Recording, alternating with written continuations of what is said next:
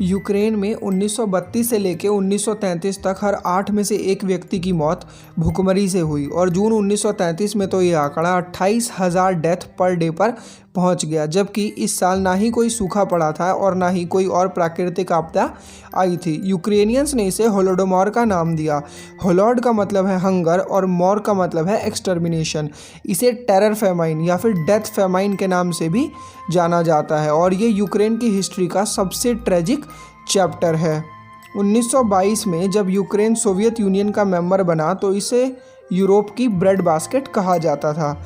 1928 में स्टालिन ने यहाँ पर कलेक्टिवाइजेशन को इंट्रोड्यूस किया, जिसका मतलब था प्राइवेटली ओन फार्म्स को अब स्टेट कलेक्टिव फार्म के नाम से जाना जाएगा और सारे के सारी जो ज़मीन है वो स्टेट के अंडर आ जाएगी, जिसे कोलहोज भी कहा गया। इसका उद्देश्य था कि जो प्रोडक्शन है वो बहुत ही इफ़ेक्टिवली बढ़ जाए और इसकी हेल्प से इंडस्ट्रियलाइजेशन को बढ़ाया जा सके। लेकिन बहुत सारे लोग थे जो इस बात से एग्री नहीं करते थे और जिन लोगों ने भी इसमें पार्टिसिपेट करने से मना किया उन लोगों की ज़मीन जो है, जो उनकी फसल है, उसे ज़बरदस्ती स्टेट के द्वारा छीन ले गया और बहुत सारे फार्मर्स को तो जान से मार दिया गया या फिर लेबर कैंप में भेज दिया गया।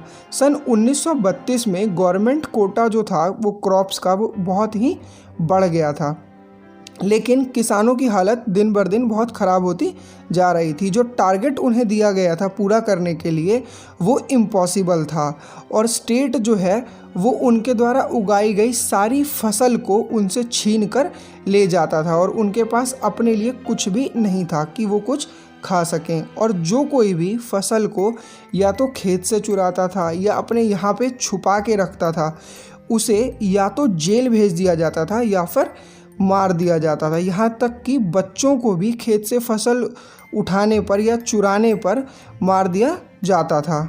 और जो गांव भी गवर्नमेंट द्वारा दिए गए कोटा को पूरा करने में फेल हो जाता था उसे ब्लैकलिस्ट कर दिया जाता था और यूक्रेन के बहुत सारे गांवों को आउटसाइड वर्ल्ड से कम्प्लीटली जो है वो कट ऑफ कर दिया गया था। इसका मतलब कोई भी वहाँ से ना बाहर जा सकता था और ना ही वहाँ पर कोई आ सकता था बाहर से। इसका मतलब ये था कि वो खाने की तलाश में बाहर नहीं जा सकते और वहाँ पर तो उन्हें खाना मिल नहीं रहा। यहाँ तक कि पश्चिमी देशों को भी इसके बारे में कुछ नहीं पता था, क्योंकि जो सोवियत संघ था उसने प्रेस पर पूरा कंट्रोल रखा हुआ था और किसी को भी इसके बारे में बात करने की मनाही थी। छापना तो बहुत दूर की बात है। एक जर्नलिस्ट गैरेथ जोन्स, जिन्होंने 1933 में इस फेमाइन के बारे में, इस होलोडोमॉर के बारे में छापने की कोशिश करी, उन्हें 1935 में किडनैप करके मौत के घाट उतार दिया गया। बहुत से इतिहासकारों का मानना है कि स्टालिन ने ऐसा जानबूझकर किया था यूक्रेन को दबाने के लिए, क्योंकि यूक्रेन एक मजबूत स्टेट था और जो यूक्रेनियन नेशनलिज्म की भावना थी वहाँ के लोगों में वो बहुत ही ज़्यादा थी। इसी टाइम पर स्टालिन ने वहाँ का रूसीफिकेशन किया और वहाँ की भाषा को भी रशियन से बदलने की कोशिश करी। वहाँ के इंटेलेक्चुअल लोगों का, वहाँ के जो पॉलिटिशियंस थे उनको मार दिया गया या फिर लेबर कैंप में भेज दिया गया।